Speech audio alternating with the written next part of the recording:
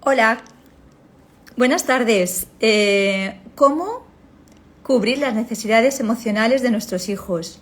Hoy vamos a hablar de un tema muy interesante porque hablamos de las emociones, pero muchas veces no sabemos que el comportamiento del niño, todo lo que estamos viendo, es que está cubriendo unas necesidades emocionales que no han sido validadas o no han sido cubiertas de una manera, podríamos decir, muy satisfactoria. Con lo cual, el tema de hoy es cómo validar esas emociones a nuestros hijos. Para ello, me voy a presentar primero para aquellas personas que me veis en primer lugar. Soy Adela Miñana, soy creadora del proyecto Emotiva, donde tengo unos cuentos, que son los cuentos de Anabela y el bosque de los sentidos, que habla sobre la educación respetuosa de una manera muy divertida y muy eficaz, porque es a través de la historia de una niña que se llama Anabela, que tiene una serie de problemas y a partir de esos cuentos la madre va gestionando y va validando esas emociones. Son 3 cuentos en uno, son cuentos que enseñan y ayudan a llevar esa educación al hogar y a tu vida. Bueno, aparte de ello, soy maestra, soy también coach, especialista en adolescentes y en niños y soy terapeuta Gestalt. Llevo ya muchos años en la educación, con lo cual entiendo mucho el comportamiento de muchos niños porque, aparte de ello, me gusta mucho formarme y estar al día con todo lo que sucede en la mente de los adolescentes y de los niños. Como te he dicho, voy a hablar hoy de cómo validar esas emociones, cómo cubrir esas necesidades de emociones tanto a nivel de los niños como a nivel de los adolescentes. Bueno, en primer lugar, te estuve hablando el otro día de la importancia del apego, de cómo nosotros como familias, cuando los niños tienen de 0 a 3 años o de 0 a 6, 7 años, pero sobre todo de 0 a 3 años, es importante esa validación de esas emociones. Por ejemplo, te voy a dar un ejemplo. Si un niño tiene algo que está llorando, nosotros podemos decir no llores, que no pasa nada. Ahí no hemos cubierto esa emoción. Y el niño continúa realizando ese tipo de acto, llora por cualquier cosa porque no lo hemos cubierto. Entonces vemos la punta del iceberg. Por ejemplo, te voy a dar el ejemplo en este cerebro que tengo, aquí tenemos la parte prefrontal, que es la parte pensante, aquí las emociones y aquí tenemos la parte, podríamos decir, pues más reptiliana, la que realmente es la más primitiva, ¿no? La más ancestral. Entonces, cuando las emociones, que ya es una de las partes del cerebro que está completamente desarrollada cuando los niños nacen, cuando hay alguna actuación por parte del niño que nosotros como adultos no sabemos cómo gestionar o cómo regular, muchas veces lo que hacemos es negar esa emoción o simplemente no le hacemos caso. El niño inconscientemente, por mucho que tú le hayas dicho y no le haya gustado, no te va a decir nada o te lo va a decir, pero va continuando queriéndote muchísimo y estando contigo, porque tú eres fundamental para ese desarrollo emocional y para ese desarrollo, porque el niño hace falta que tú le alimentes y que le ayudes, ¿no? Porque son completamente indefensos. Esto desarrolla diferentes tipos de apego. Tiene 3 apegos, que son 3 apegos inseguros y un apego seguro. El apego seguro es el que en cualquier respuesta nosotros podemos validar esa emoción y entender qué le está pasando a nuestro hijo.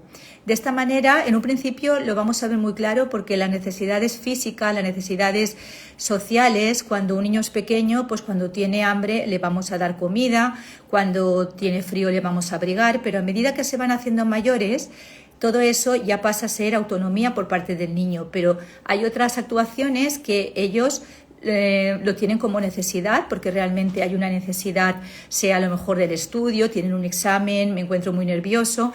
Entonces, decir la madre, sobre todo hablo de la madre porque la madre es la primera figura de apego, ¿no? Pero bueno, también hablamos de familias, ¿no? Sabéis que en mi espacio Emotiva trabajo con familias. Entonces, en el caso de que, por ejemplo, tenga un niño que se encuentra muy nervioso en un examen y la madre le dice, no pasa nada, lo que tienes que hacer es estudiar. Ah, vale, voy a estudiar. Todo esto, este tipo de respuestas, si son respuestas muy repetitivas, al final lo que va a crear es como un apego inseguro, ¿no? Entonces, los 3 tipos de apego inseguro, como te comenté el otro día, es el apego evitativo, el apego ansioso ambivalente y el apego desestructurado. Por supuesto, en estos tipos de apego, el más, podríamos decir, el que es un 5% de la población, que es el más radical, el que realmente el niño pues es más agresivo, el que no se acepta ningún tipo de comportamiento y tampoco se acepta ninguna emoción, sería el apego desestructurado. Son niños que son parte de familias donde hay enfermedades patológicas, donde hay drogas, donde hay muchos maltratos. Entonces, en este sector, también incluso hay abusos sexuales, es una parte más reducida que en los otros tipos de apegos inseguros. Pero, por ejemplo, el apego que es ansioso ambivalente son padres que protegen muchísimo a los niños y que lo hacen todo. Entonces, están creando un comportamiento ansioso al niño porque a veces le van a proteger y a veces pues, puede ser que la respuesta no sea una respuesta de protección. Son padres que van variando mucho. Y luego, el otro apego, que es el evitativo, es evitar, como ya comenté en otros vídeos que podéis encontrar en YouTube, que os invito a suscribiros en YouTube, acordaros, en Adela Emotiva, donde vais a encontrar muchos vídeos que voy publicando, tanto en Instagram como allí mismo, de todo este tipo de comentarios y consejos que van a ser muy potentes para la educación en tu casa de tus hijos. Entonces, lo que te estaba diciendo es que el apego evitativo son los padres que no aceptan que el niño llore o que el niño pierda en algún partido o que suspenda y solamente que le va a dar lo que son los ánimos cuando los resultados sean muy positivos. Entonces aquí sí que hay un 20% de la población, igual como el ansioso ambivalente también hay un 15 o 20% de la población. Entonces, claro, tener un apego seguro no es que sea complicado, ¿no? Si realmente tienes como familia una formación como yo la que doy en mis talleres o como la que hablo sobre este tipo de formación en todo mi proyecto, sabes cómo responder al niño o al adolescente en un momento determinado y estás creando un apego seguro que va a ser muy positivo para el día de mañana. Si no lo sabes, pues pasa como, por ejemplo, te compras un televisor y si no sabes cómo funciona, necesitas un manual. Aquí no tenemos ningún manual, porque al tener un hijo vas a hacer lo mismo que has hecho o lo mismo que han hecho tus padres y lo mismo que han hecho tus abuelos y de esta manera, si no hay una formación, pues volvemos a lo mismo. Entonces yo esta mañana he publicado en historias un semáforo porque quiero daros algunas estrategias de las que yo utilizo en el aula, por ejemplo, el semáforo de las emociones, una niña comentándolo porque las reuniones de aula, ya sabéis que yo soy facilitadora en disciplina positiva, aparte de tener otras formaciones en otros programas de metodologías respetuosas y de educación respetuosa. Utiliza las reuniones de aula 1 o 2 veces a la semana. Entonces una niña de 6 años sugirió poner un semáforo de emociones que había tenido en su anterior colegio. Todo esto yo lo conozco, pero yo le dije, ¿y cómo funcionaba ese semáforo de las emociones? Y me dijo, no, funcionaba, pues que estaba rojo si tú no te portabas muy bien, si no, pues ponías rojo, si no lo ponías verde, si estabas bien. Y yo, claro, yo le dije, bueno, nosotros vamos a utilizar el semáforo, pero del tema de las emociones. Realmente vamos a cambiar un poquito con respecto a lo que me has dicho, porque yo esto de portarse mal, de portarse bien rojo y verde, esto yo no lo recomiendo porque crea adicciones. O sea, hay gente que lo puede hacer a través de pegatinas o a través de lo que comentaba esta niña del semáforo, pero no está dentro de la filosofía de la educación respetuosa con límites y lo que genera después niños resilientes y niños autónomos y sobre todo con pensamiento crítico, porque es para un momento determinado y luego quieren más y crea adicción. Entonces, lo que yo he hecho con este semáforo que he publicado en mis historias es, al final del día, los niños me dicen cómo se han sentido. Si se han sentido, claro, como tienen unas caras, pueden decir, pues me he sentido hoy con mucha rabia, con mucho enfado. Entonces, ¿y qué has hecho? Entonces tengo un cartel que pone parar y respirar, porque yo les enseño a regular esa emoción. Si se han sentido, me he sentido algunos momentos con rabia y algunos momentos me he encontrado contenta, pero no he llegado a estar contenta durante todo el día, entonces estamos en el amarillo. Y entonces, ¿qué has hecho? Pues ahí también les doy una serie de herramientas y de consejos que es para respirar en ese momento y después cuando están felices veces pues compartir esa felicidad ayudando a los demás. Y cuando están en verde, que se ponen la pinza en el verde, es porque se han sentido generalmente durante el día más felices. En ese momento simplemente ponemos una pinza, hablan de sus emociones y yo valido esas emociones. No tengo por qué hacer ningún juicio ni hablar de cada uno de los niños de lo que han hecho o lo que han sentido. Entonces es una manera de tener un momento determinado, un espacio para dar vocabulario emocional y para que ellos digan cómo se han sentido. Aunque lo hago varias veces al día, lo pregunto. Al final del día, durante 5 o 10 minutos antes de irse, lo vamos poniendo de una manera visual. Los niños necesitan tener las emociones de manera visual porque muchas veces no llegan a entenderlo. Por eso también en mi aula tengo una libreta donde los niños en un momento determinado pueden dibujar aquel comportamiento que les ha hecho sentir más triste y me lo cuentan a través de algún dibujo. No es que dibujen la emoción, porque muchas veces lo que pasa es que si no sienten la emoción y no la ven, no la pueden dibujar. Entonces, muchas veces lo que les hago yo es dibujar la situación que les ha provocado y a partir de ahí vamos investigando y vamos viendo qué tipo de emoción ha tenido, ¿no? Y entonces de esta manera podemos tener más vocabulario emocional.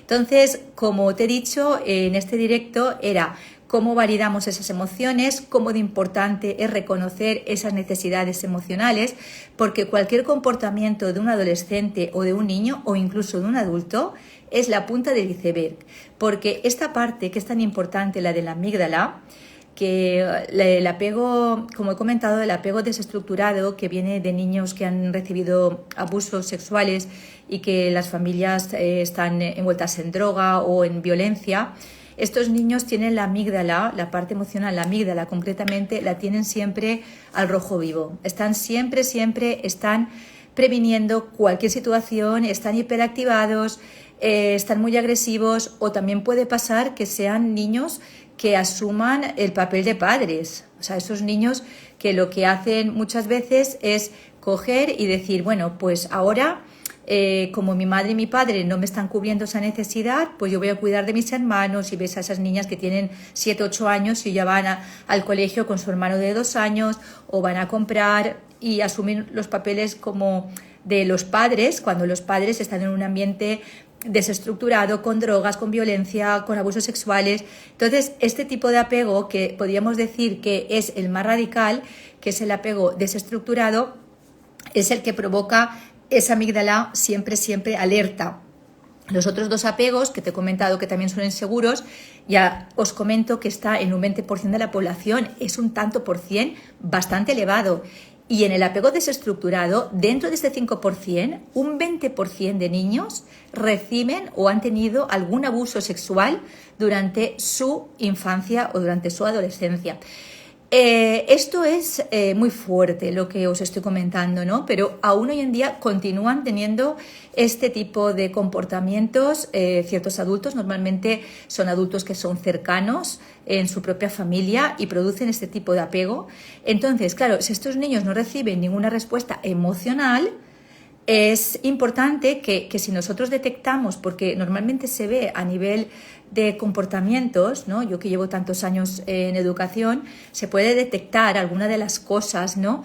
Y ayudarles en el aula, pues como os he dicho, ¿no? En lo del semáforo, en el tema del dibujo, a través de todo lo que han estado viendo en el patio, que a lo mejor han tenido algún comportamiento que ha sido un comportamiento más agresivo. Entonces, ayudarles a regular esas emociones o gestionar, aparte de derivarlos a neuropediatría, porque sería esto ya para un profesional mucho más sofisticado, ¿no? Para este tipo de apego. Es muy importante. Por eso el directo de hoy es cómo validar esas emociones y esas necesidades emocionales, que el comportamiento del niño no es mal, no es que se porte mal, es que hay algo que está detrás de ese comportamiento y necesitamos funcionar como si fuéramos unos investigadores privados a ver realmente lo que les está pasando. Ayudarles a visualizar esas emociones es fundamental como familias o como profesionales de la educación. Si necesitas saber cualquier otra información, en mi web, miemotiva.com, vas a tener mucha más información, ahora mismo tienes, pero puedes pedirme más información. Voy a tener cursos en breve de todo tipo de temas relacionados con la educación. Y si quieres seguirme también en YouTube, suscríbete y activa la campanita para recibir todos los vídeos que voy poniendo casi todos los días, hablando de aspectos muy importantes de la educación, que es el tema que a mí me apasiona y que llevo ya muchos años ejerciendo. Bueno, muchísimas gracias esta tarde de sábado. Espero que paséis un buen puente, un feliz día de domingo, una feliz semana. Y espero veros pronto en otro directo o en otro consejo que os pueda dar. Buenas tardes y un gran besito y un gran abrazo. Chao.